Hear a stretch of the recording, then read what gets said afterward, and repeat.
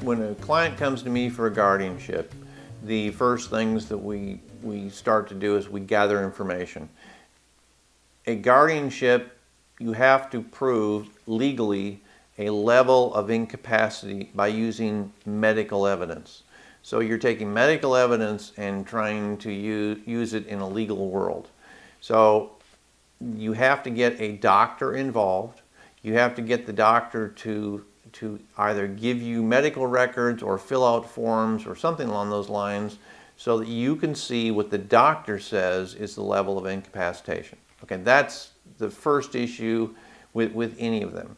Once you have a situation where you have somebody who you believe is incapacitated and you have the evidence for that, it's not what you know, it's what you can prove, then you have a process where you file an application with the, in Denton we have a statutory probate court. You file an application and then lots of wheels start into motion. There will be an ad litem who is an attorney that's appointed for the proposed ward, and that ad litem will go and do an investigation of their own to determine whether the person is actually incapacitated. There will be a court investigator that will be assigned to your case.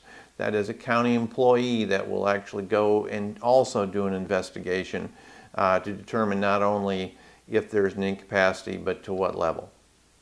All this investigation process happens, and then, and only then, there will be a hearing in front of the court. Because you're taking away somebody's constitutional rights, this hearing is it's a big deal. It's basically a trial, and if the ward requests it, you can have a jury trial. So it can be an hour-long trial, or it can be a 5-day trial. It just depends on the complicated of the case.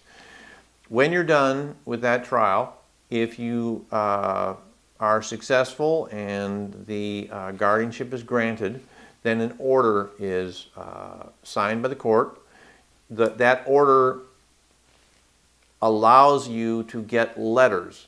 The order appoints you, and then you have to get qualified. To get qualified, you have to take an oath, which is, I swear to do a good job. You normally have to be bonded, which, depending on the amount of property involved, the bond can be $250 to $250,000. And then when all that's done, you get letters. Those are your documents that allow you to act for the now ward. Those letters are good for a year. You have to report to the court at least at the end of the year, and get your letters basically refreshed every 365 days. There's a lot of other steps and nuances to it, but basically that's the broad brush procedure.